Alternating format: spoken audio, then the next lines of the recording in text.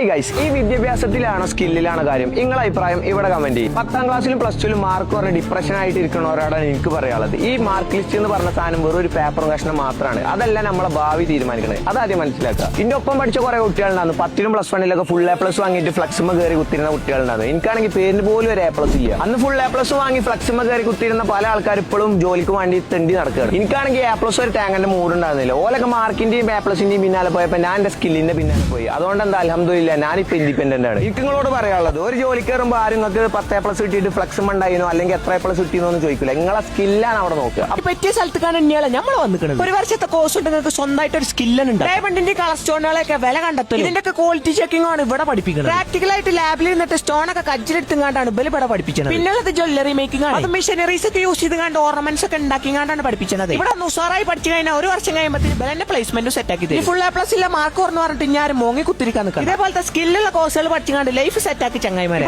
Admission start ചെയ്തു. അപ്പൊ ബാക്കി നാളെ